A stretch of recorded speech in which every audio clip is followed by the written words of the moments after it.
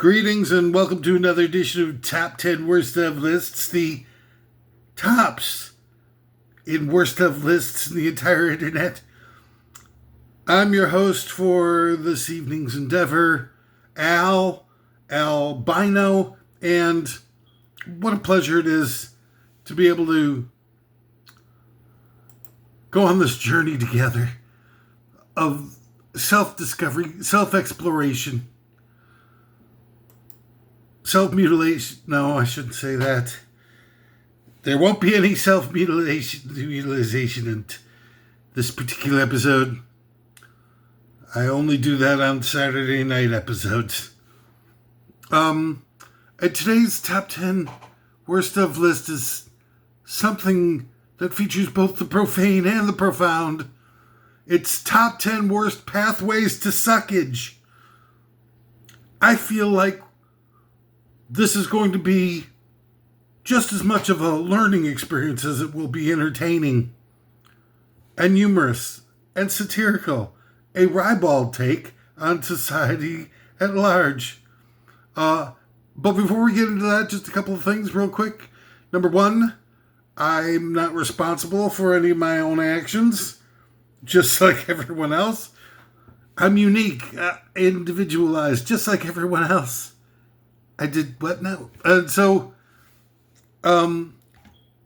try to keep your projections of all your inner damage to yourselves for the next, about 20 minutes or so while I rattle off this list.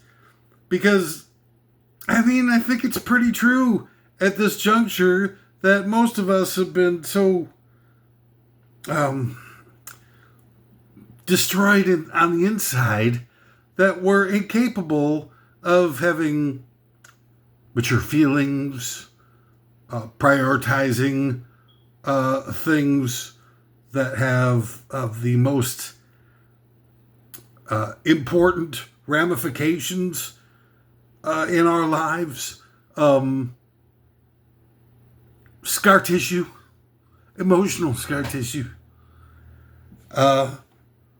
It's really pretty much,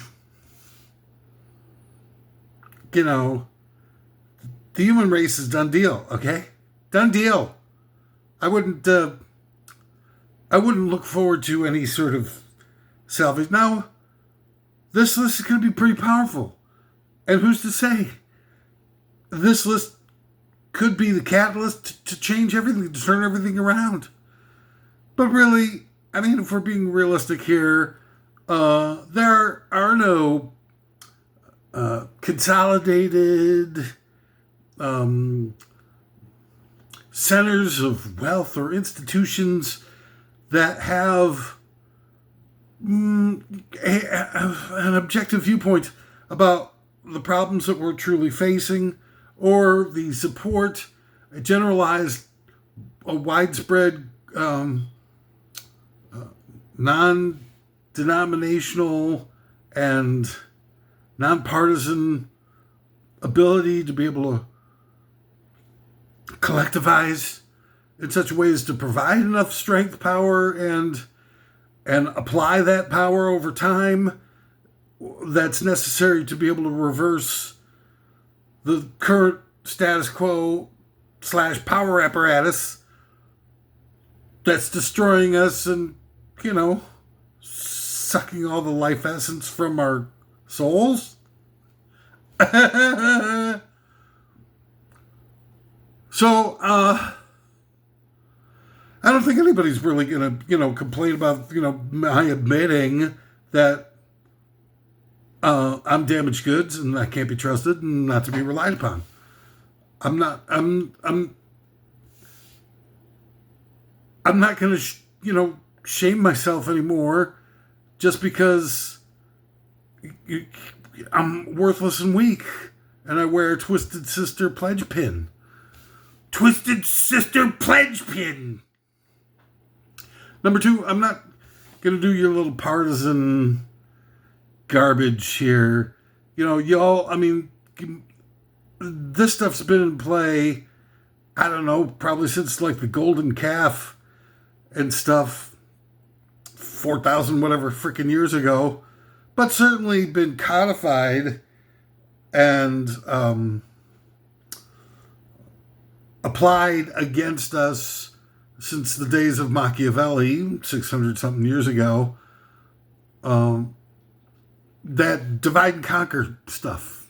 I know you probably heard it around, but you pretty much probably only can imagine the idea of divide and conquer based on your actions as being something that football teams do to try and pass against a really effective zone defense. But no, divide and conquer is like something that's a little bit more than that. Okay? And so I'm not going to futz around with anything. I'm not talking about, making hate groups, excusing or apologizing for stuff like that. Obviously not. Okay? Let's not get too infantile. I know that's your go-to move. But excuse me, I'm so sorry. But, I'm just not going to play any of that anymore. I'm sorry. I know that that's what you want out of people, and if you feel like you can't, trust it, any of the things that I say here because you doubt whether or not I'm on your side of the fence, number one, screw you. Number two, screw you. Number three, check up on the things that I say yourself, and, you should be doing that on a regular basis anyway. Okay. Number three, screw you. Number four, screw you also. But let me put it like this, obviously spent most of my life, railing against the rich and powerful. I'm an anti-corporate guy. I'm a unconventional, creative thinker, and trying not to take the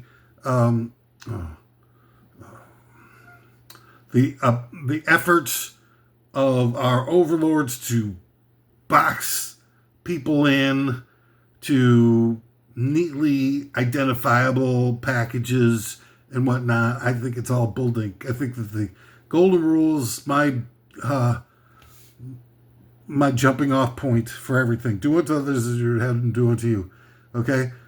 And I'll say, I will say, I hate them all the politicians and all the power apparatus. I think it's just a one-party state. I don't think either of these parties are going to be in that. See that, a relentless torrent of hatred from right-wingers and, calling all kinds of, undeserved names and painting people with broad brushstrokes just because of what they are rather than taking the time to find out who they are. And then on the left, you get, and this is the left will call the blame the whole degradation of our society into a totalitarian state on MAGA, but this is so much more widespread and involved that, people aren't even beginning to scratch the surface. I've seen memes posted by friends of mine who are lefties where they're glorifying Eisenhower and glorifying Bush Jr. and stuff. And I'm looking at this stuff going these guys are freaking mass murderer, psychopathic, ultra-conservative crypto fascists. I just don't get it. But let's go 1 second. I will just say that, all of the MAGAs and QAnons who are using a hatred of the Democrats to try to justify their prejudice and hatred and everything like that are trash. That's the wrong way to look at things and at people and life. It's just sad. But that's, what are you going to do? There's no education system. You get all these alt-right, quote unquote, media outlets are brainwashing people with lies upon lies and obfuscations and all kinds of bullshit. What should we really expect? But on the left, they will come back and say, like, look at all these MAGA cult something, blah, blah, blah. But let me ask a question here. Does Trump win in 2024 if, one, Biden doesn't fall asleep at the presidential debate and reveal that he's toast, and has likely been toast for a long time before that debate? Number two, if Kamala, one of the least popular candidates in the 2020 primaries, if not the least, who quit before, without having gotten a single delegate, and was one of, if not the first, one of the first to quit, and her only claim to notoriety in the primaries was a backstabbing gotcha thing that she pulled on Biden that went back to 1975. That was maybe not miscategorized, but ignored the reality of the situation of what the Democratic Party was in 1975, where Kamala claimed that she was hurt deeply about some busing thing from then, and how Biden, did some sort of injurious action upon her by not being able to vote for busing or something. I can't remember exactly. But, hey, look, the Democratic Party was full of Dixiecrats for 100 years after the end of the Civil War, because no conservatives would vote for the Republican Party from the South because it was the party of Lincoln, and for 100 years. And so if the Democrats were getting anything done, they'd have to work with the Dixiecrats once in a while to try to, find some common ground to move forward with. And they did. They worked around them. They got mostly help from the Republicans and stuff like that. But they passed the now defunct Voting Rights Act and Civil Rights Act in the mid-'60s. But anyway, so how is it that, Kamala gets forced down the throats of the Democrats to be the nominee instead of having a truncated campaign and deciding the nominee at the Democratic Convention like they did when LBJ pulled that same nonsense in March of 1968. March of 1968! So, when LBJ backstabbed the Democratic Party in 1968 presidential, it wasn't like he was pulling out with a whole lot of time left. Nixon had been campaigning for like 2 years. And then here, all of a sudden in March, LBJ's pulling out. So it was very, messed up. But it was done, and the candidate was chosen at the convention through the votes of the delegates. So why didn't that happen in 2024? And they call their movement No Kings, right? This whole big, huge movement, which is, to my knowledge, the only thing that they've done in terms of putting up any kind of real fight against Trump. And they call it No Kings, and they've marched 3 times as of the end of May 2026. And that's it. Other than complaining and posting a bunch of memes and stuff online. And then they got with the thing. No Kings. It was the Democratic Party in 2024 that didn't elect their candidate. So they had a candidate that was opposed upon them. Sounds a lot more like monarchy than the Republican Party. Now, look, I'm not trying to apologize for the Republican Party. God knows. The thing is that they figured out a long time ago, because the Republican Party, all they do really essentially is to help support the ruling elite and help give the billionaire class a sort of storyline that isn't just completely the tale of trying to help billionaires get more money and consolidate their power and wealth and stuff. But you've got, so they realized that they couldn't create a better Republican Party that was more inclusive, that actually represented the working class and stuff. So instead of making the bad people better, the power apparatus decided it was more serviceable to make the good people worse. And that's when they started buying off all the Democratic politicians and the Blue Dog Democrats. Thank you, Bill Clinton and Rahm Emanuel. And then all of a sudden, before you know it, it's one party state. One party state, baby. Learn to live with it. So by saying no kings and you call your movement that, and somebody, they haven't really called it out yet, but my guess is that they'll pick a really appropriate time to call y'all out on that stuff. And they'll be like, well, you call your stupid ass thing, you march 3 times, you call it no kings, and your party was the party that had an unelected candidate. What's up with that?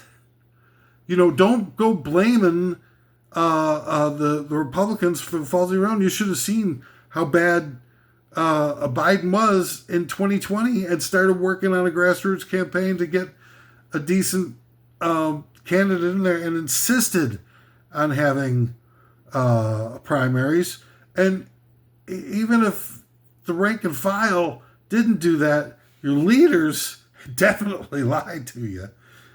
Definitely. Or cover it up, because you don't just show up one day and you fall asleep at a nationally televised debate. It had to be a sort of ongoing decline in that guy's mental acuity and ability to be able to perform in stressful situations that somebody had to know about. I'm sorry. Number 3, if Fani Willis doesn't blow the slam dunk Trump vote tampering case in Georgia by knocking boots with one of her underlings, Trump never would have been able to survive the 2024 election cycle. Fani Willis had the most important court case in the political history, modern political history. And rather than just focusing on getting it done and getting Trump locked up, which it should have been a slam dunk. He's calling political operatives in the state of Georgia, asking them to find fake votes for him.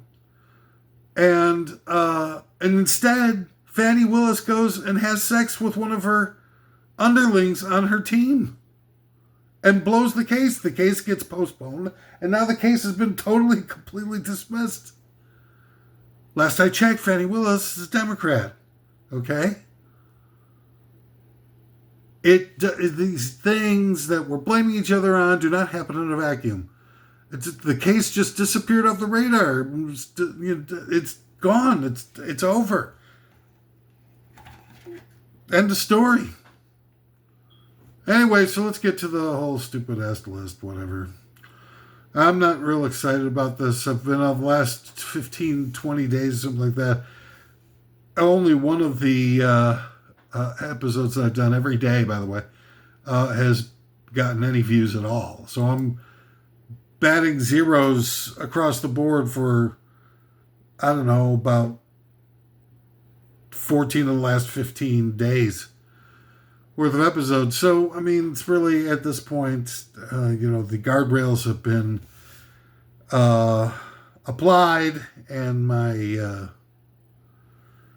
episodes viewership has been whittled down to nothing. And I've only, I haven't done a lot to promote it and stuff like that, but I have had, half a dozen likes in the month and a half, 2 months I've been doing this. and 250 views, without promoting it at all, which I think is okay. But most of those were in the first couple of weeks. So either I'm sucking or someone's blocking this stuff, and my best guess is that it's a little of both. Ooh. The top 10 worst pathways to suckage.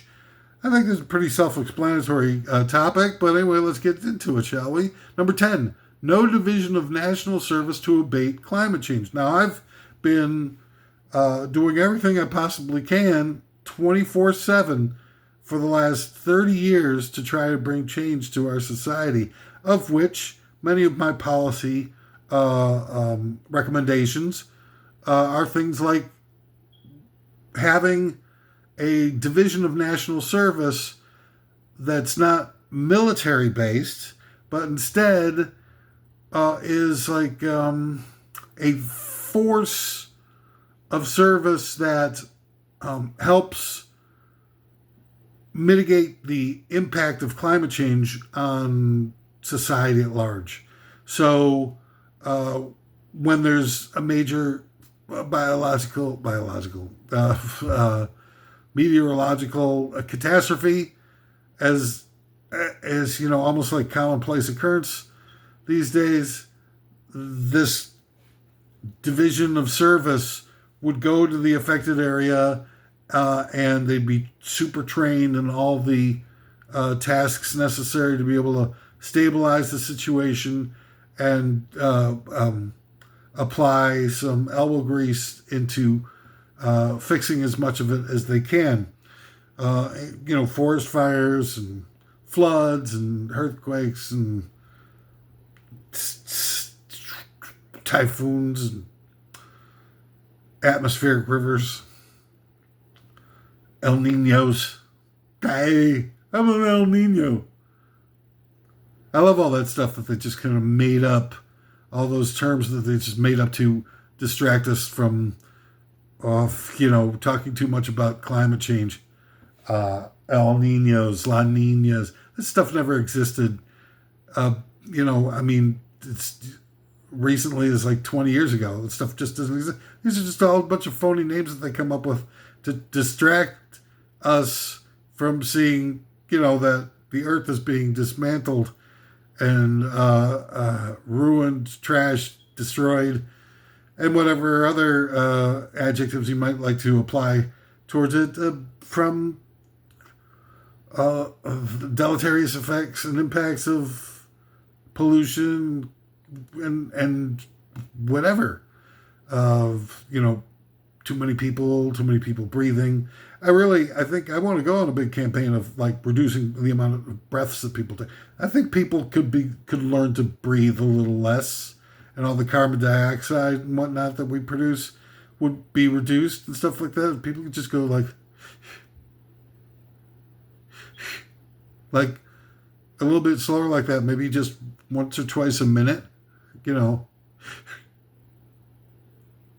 then just wait for, I don't know, 55 seconds, and then one more, just like that.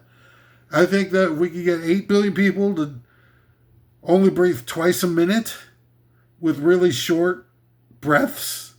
I think that we could probably save the planet an extra 3 or 4 years. I think. I haven't done the numbers. I haven't crunched the numbers yet. But, so what I'm talking about is national service, like the Army, that big, going around and doing stuff for climate change. And then when people, when there are no tragedies for them to tend to, they can go build shelters for homeless people. They can go build, dams or other projects that are proactive to try to prevent, low-lying areas from getting flooded, or forested areas to have the brush cleared out, and all that kind of good stuff. Now, the federal government, especially like GOP types, will blame places like California for not clearing out the brush growth on some of their forested lands. But a lot of that is federal lands. So why are you blaming the state for not clearing the brush out of federal lands and stuff? So, you have another branch of service where it's not about killing people, but it's about saving people and helping people for once. Is it that big of a horrible imposition on the power apparatus to do something that benefits the bulk of the people instead of murdering people for once? God damn it. Number 9 of the top 10 worst pathways to suckage. There's no wind or solar anymore. They're downgrading that here in the United States, and instead they're going with nuclear. And this is more important than ever now that they're pushing and shoving us into headlong into a AI, cybernetic intelligence and robotics future. They need all this electricity, and they're again imposing on the masses for us to pay increased costs and have less service and more brownouts and who knows what, so that the AI data centers and stuff can be prioritized and get all the power they need. Sure, but when it comes to the regular working schmuck, nothing.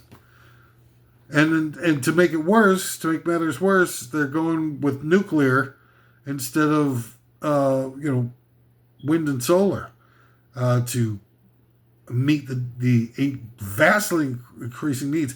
The difference between just in the AI search arena between regular searches and AI searches makes AI searches the 6th highest use of power in the world. Just the difference between a regular search and an AI search, applied against all searches.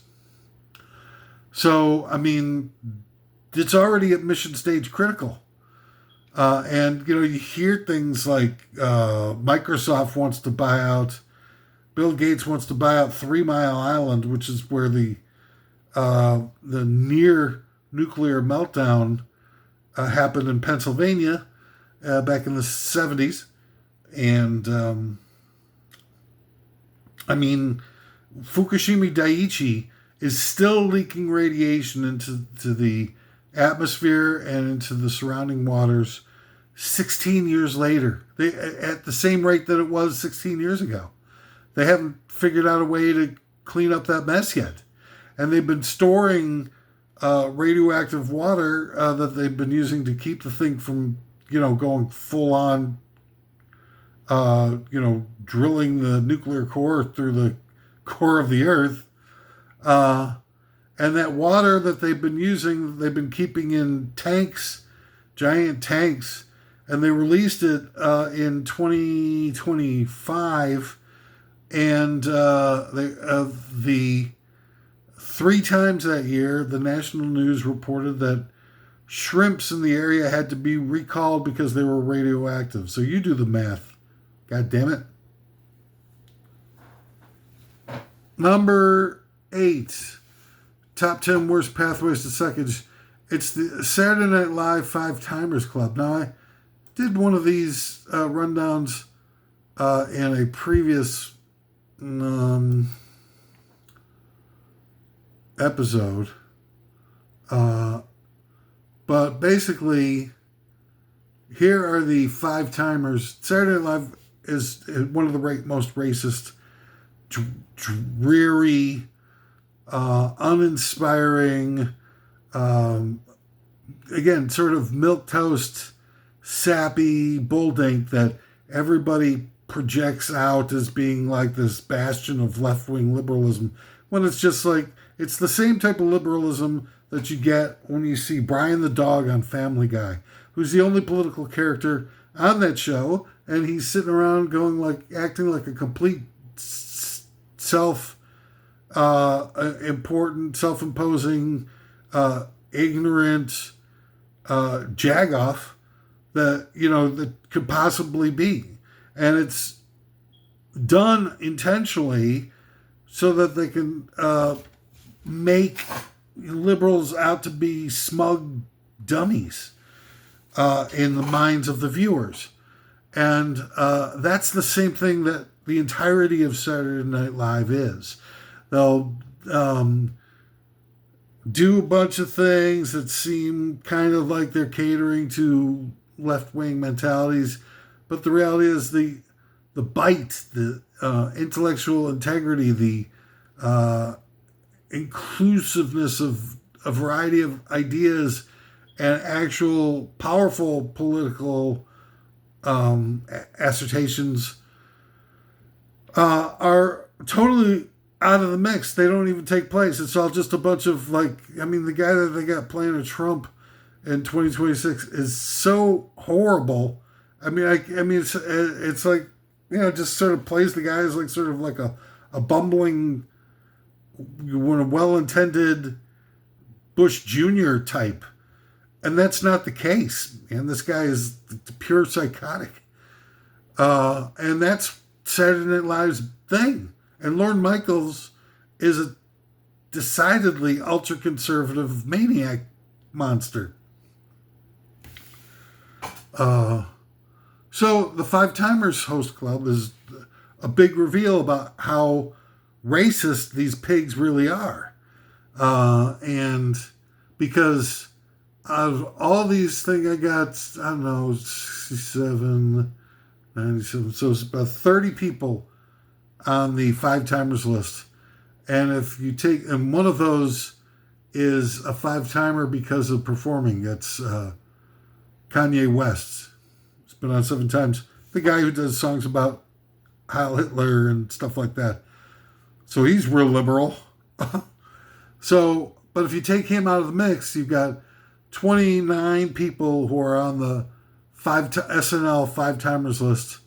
And only one of them is a person of color.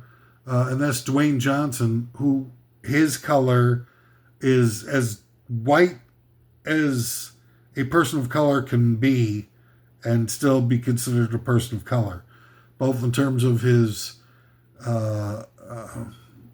outlook on life, the roles that he does, his sort of limited capacity for organically driven expressiveness. You got all right, I'll do it. Buck Henry, Steve Martin, Elliot Gould, Paul Simon, Chevy Chase, Randy Newman, Candace Bergen, Tom Hanks, Danny DeVito, John Goodman, Alex Baldwin, Bill Murray, Christopher Walken, Drew Barrymore, Justin Timberlake, Ben Affleck, Tina Fey, Scarlett Johansson, Melissa McCarthy, Dwayne Johnson, Jonah Hill, Will Ferrell, Paul Rudd, John Mulaney, Woody Harrelson, Jack White, Emma Stone, Kristen Wiig, Martin Short, and Jack Black. Nothing. Cracker City, USA, man. This is not, happy sign. And it's weird that they've got a lot of former cast members in the Five Timers Club, even though they've been on like 100 times or whatever when they were cast members. So how are they, because if they were putting a Kanye West just for appearing as a musical guest, then they're not just calling the Five Timers Club five-timer hosts. Either way, it's just messed up. And people suck. And you suck for allowing people to suck and not doing anything about it. In my personal opinion, which is worthless. So let's take that all with a grain of salt. Number 7 of the top 10 worst pathways to suckage. Critics letting bad things skate. Now, critics are out there. Now, we don't know anymore at all. These media outlets that we read reviews of things from and stuff, who owns these media outlets? I've gone on, here's just a couple here real quick. A news aggregate site, and there's so many different media outlets that I have no idea who they are or what they represent or what the political leanings are of the owners that would definitely impact editorial viewpoints and spin. Here's just Right off the bat, I'm just on any old normal news aggregate site. I got Irish Star. What the hell is Irish Star? Who are they? Um, Bear Goggles, the Chicago Bears, Atlantic Black Star News. Who are they? I don't know. The Daily Express. I don't know who they are. Creative Block, BLOQ. The Mirror US. Even with some of these mainstream ones, you don't know where they're coming from anymore. CBS News, Screen Rant, Zap Z, Heavy, Movie Web, CBS Detroit, SB Nation, The Telegraph, Wall Street Journal, which, is sort of kind of mainstream, owned by Rupert Murdoch. Do a lot of people know that? So we're seeing these things, they're popping up, and they have, all of these people have editorial spin, mostly for the benefit of the right, but they have a few others that will cater to the left just to make people on the left think that they have some representation in mainstream media, which they don't. OK Magazine, The Independent, Ball CEO, Columbia, FCCE Entertainment. Who are these people? I want to know. The Street, Hello Canada. These. How are we supposed to, when we're scrolling through this stuff, and they'll say like something so and so is a real bad, influence on everything, but you don't know what the political content is for any of this stuff. That's why I've advocated for many years to have a nonpartisan ranking site for all of this stuff, and have it be an app where people can just, scan a QR code or barcodes, or manually enter news outlets and things, and you put in some information about yourself, and this independent body will rank and give you like a number or something like that, based on how closely they match your attitudes and political leanings in your profile, so that you can see exactly the true nature of what they're showing you, and whether or not you should be guarded when you're looking at this stuff or consuming the stuff, buying the stuff and stuff, so that you can actually try to edge, some of the power brokers a little bit more towards social responsibility. And people, if they could do it easy, they would do it. They would. You'll see people boycotting, and some of it is so dumb. So counterproductive and so self-destructive. When I see people on the left, for example, are calling for a boycott of Target, and I think about, well, if you destroy Target, what's that going to do for competition, number one? Number two, the only places to shop that people will be able to afford for like essentials and stuff like that will be Walmart and Amazon. Do we really want a world where Walmart and Amazon are the only like really cost-effective places for an increasingly beleaguered workforce to be able to get the stuff they absolutely need in order to survive? Why go against Target? I'm sure they're doing some stuff that's not great, but you gotta start setting your priorities. Look at how bad things got after they carried out a plan, I believe, of built-in obsolescence to destroy Sears and Kmart. That Eddie Lampert guy takes over Sears and Kmart and mismanages the thing, sells off all the pieces, and destroys it from within. And that's not a good thing for any of us. All those wholesalers that dealt with Sears and Kmart directly with their own private label stuff, etc., all went out of business too. And then they've got, one less place where you can go get that stuff. So that means they can price fix more. It gets you nice shrinkflation and greedflation that you love so much. Clearly, you love it so much that you want to get rid of Target. But no, the fact is that if you had an app that we could do that for everything, you could edge it down on everybody. And I'll bet you anything that the scores on Target for liberals would be a lot higher at Target than it would be for Amazon at this point.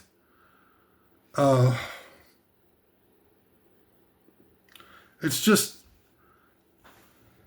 the lack of priorities is just stunning. It's the infantile mentality that, going along with the flow of these things are telling you, and your impulse reaction is almost always wrong. And I'm not saying that to degrade the people on the left. It's a plea. It's a plea to really wise up, because the left are, a little bit more educated, and they're not immersed in Clear Channel /iHeart Radio and Fox and QAnon and all these indoctrinational devices that the right wing seems to be so addicted to. And getting rid of brainwashing is not an easy task. There's something with brainwashing that's, sort of blocks people from expunging the brainwashing from their mentality.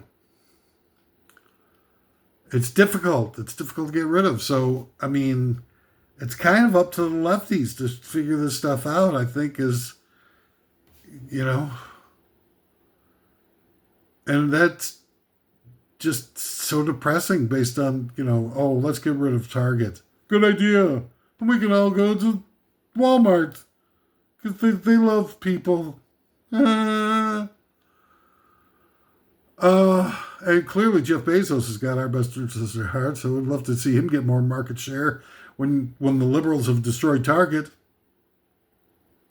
It's not great. It's a choice between, what do they call it, a turd sandwich and a, you know what I'm talking about. God damn it. So anyway, the critics are letting a lot of bad things skate, and we don't know because we don't know who the critics are working for. So Taylor Swift comes out with an album, and every review that is getting a mainstream level of distribution is a swooning, glowing reference to saying that she's the best ever. Well, somebody's drinking some Kool-Aid and or getting paid to say that. And if they don't say stuff like that, they're not going to get published. And if they're not saying that, it's not going to get distributed. They just won't find any traction. The gatekeepers don't just block the bad people from getting the honest, expressive people who are going against the flow of the corporate ethos. It's not just about blocking them. It's also about ramping up all of the indoctrinational stuff that the conservative, ultra-conservative crypto fascists are ramming down our throats to turn us into a bunch of mindless, obedient drones. And that is in large part, all these glowing reviews of Taylor Swift's latest album. Well, a lot of the people who are writing those reviews might work for, a conglomerate that includes Taylor Swift's record label or publishing house or who the hell knows. So, in other words, I'm saying that these aren't objective people. And more than likely, their positive reviews are falsified.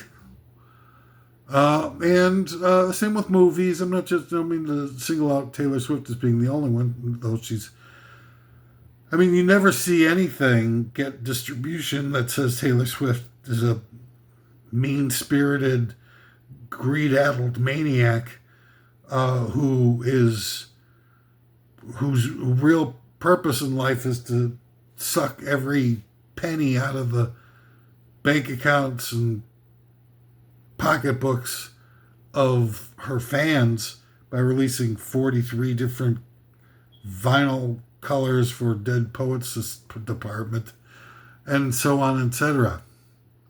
Because you've got movies and stuff like books, probably even all that kind of stuff, and it's hard to say where the objective opinions, because we don't know where the ownership is. Again, that to circle back, that goes back to us needing a national, independent, nonpartisan rating service. That the higher the number, the more conservative a corporation is, or the owners of what we're interacting with, be it a product, be it a personality, be it a media outlet, etc. If we had something like that, it'd be, so much easier to navigate and, again, edge people, the power apparatus, tiny little bit towards something that's a little more, pays the social costs a little bit better, represents more than just billionaire interests, perhaps, maybe not. Certainly going to be more effective than political votes at this point, with all the gerrymandering, with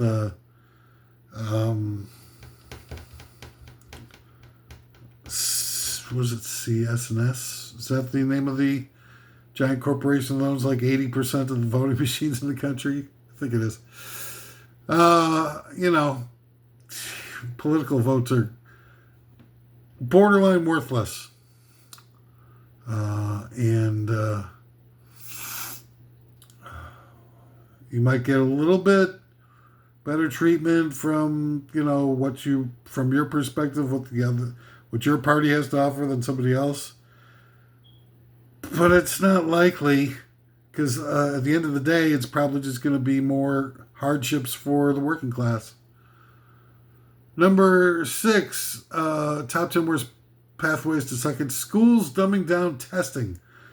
I just can't, I'm not buying it. If we got a country where the average reading level is 5th grade, I just don't get how we're supposed to believe the numbers of only having 10 to 15% of people dropping out of high school, and they can't read at anything better than a 5th grade level. Somebody's lying about something. It's like the biggest lie since sliced bread. Number 5 of the top 10 worst pathways to suckage.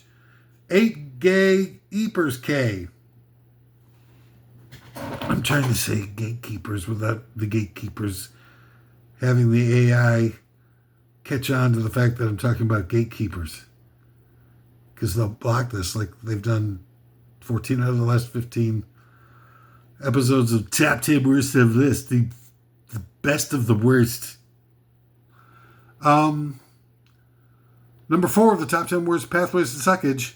Commercial TV/radio is socialism. Because here's how it works. Instead of having supply and demand, which are the forces at play regarding, what's the stuff? Oh, capitalism. Commercial sponsorship, all this stuff is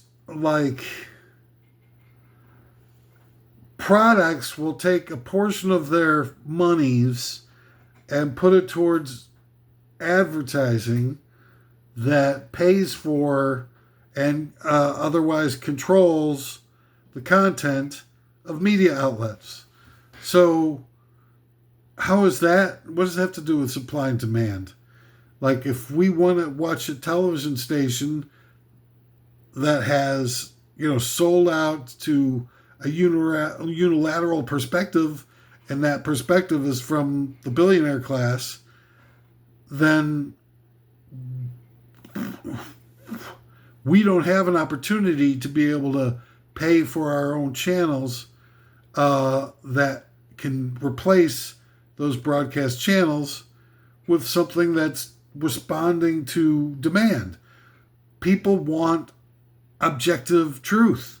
They want objective news reporting, stuff that goes after, the idea that we used to have as the fourth estate, where it was the watchdog of the rich and powerful, that it was meant to be and claimed to be for so many years. But we don't have any of that stuff because we're not buying those channels for the nature of the channels.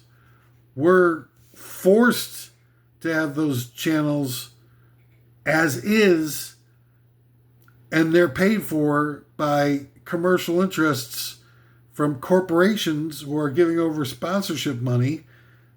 That, it's not right. I'm tired of this whole, I'm copping out.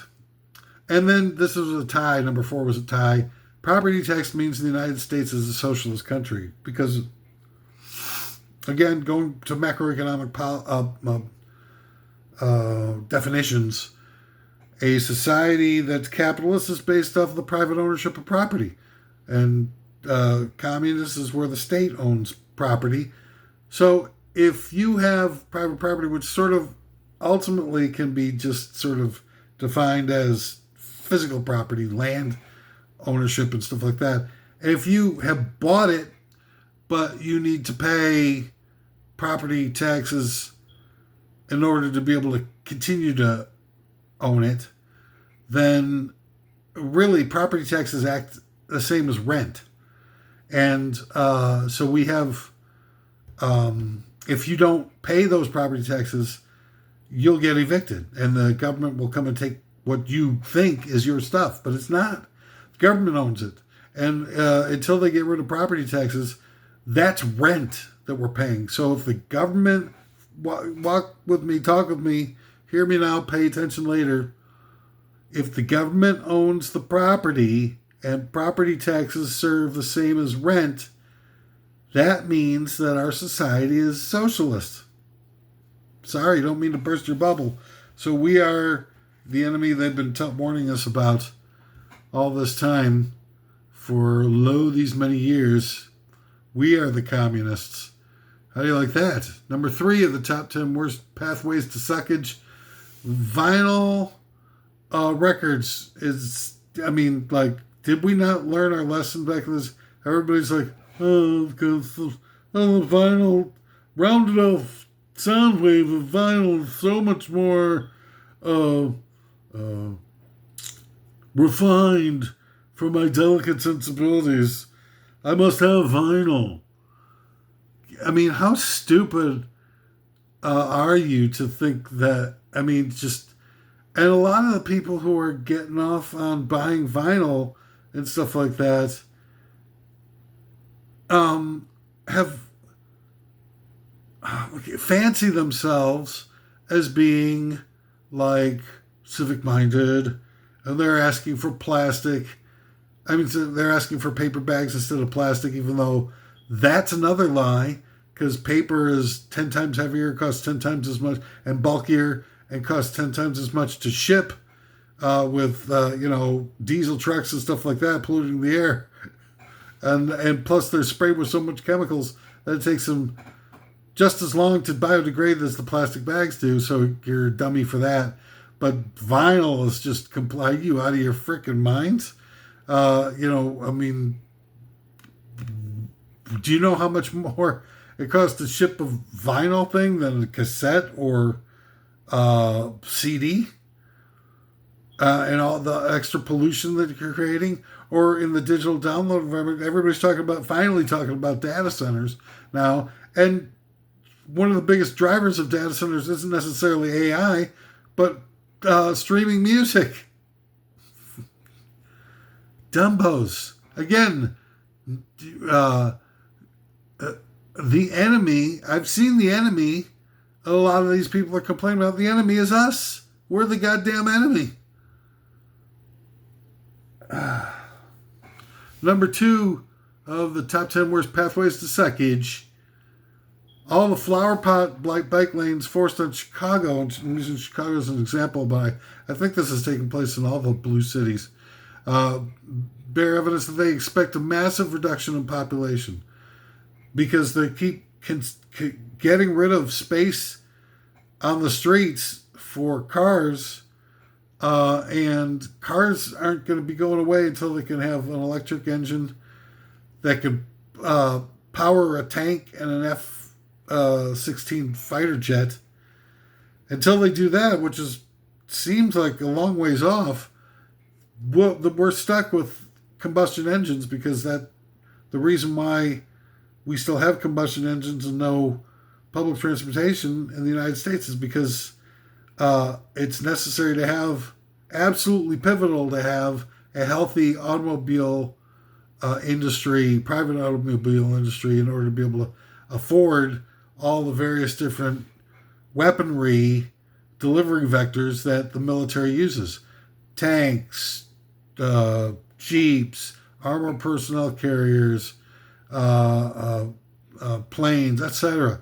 All this stuff, without you wouldn't be able to afford to refine and harvest the oil. You wouldn't be able to afford to, have tires. If the economies of scale of the American any domestic automobile industry is what makes the military affordable, and that's why we've got all that stuff. So when they're taking away surface street areas, it almost seems like they're telegraphing that they're expecting at some point in the future there to be a lot less people in the cities. And instead of the city like Chicago, there's dozens of streets where they've got these big, wide, like 8-foot wide, 10-foot wide somewhere, flower pots that they built right in the middle of the street, not just on like little flower pots on the side, decorative types of things, but right straight down the middle of the street, especially like a lot of cross streets, important cross street, surface street arteries. And they could have, that's enough space there with little tweaking to have built bike paths in those areas. And yet instead they built these flower pots. These flower pots not only cost hundreds of millions at this point to build and maintain, because they've got the city crews out there tending to these flower pots, at least 3 times a year, maybe more. It's insane. And what we're going to do with all of them? It's not really beautifying things because it blocks our vision of oncoming traffic when we take a left turn in these areas where they're headed. If you have to do parking, you have to maybe walk a block or something like that to get around the stupid flower pots. It's dumb. It's something that people can only afford to do when they're riding high. If we had a bunch of money to throw away and a bunch of extra space, do a lot of stuff, sure, build some flower pots, but we don't have either. Last I checked. So they could have built those bike lanes right down where all those flower pots were. It would have been an interesting start, certainly. It's a lot better than, what they're doing to, it's absolute destroying life in the city, what they're doing with the bike lanes up against the curbs, the concrete barricades, they're robbing parking, robbing handicap access. They're making cars park out in the middle of traffic where, you're just inches away from having your side view mirror clipped, or having your door clipped, maybe even people clipped as they try to get out of their cars directly into traffic.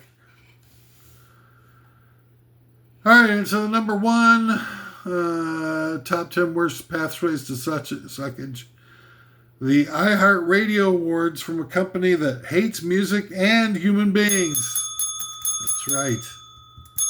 That's all the time we got. It's a real pleasure to be here. Tuning in next time for more fun and excitement from the top 10 worst of this. Your best and worst of. So thank you all. I'll remind you, all this stuff is just complete, my opinions and whatnot, dude. So come on back and we'll see you next time.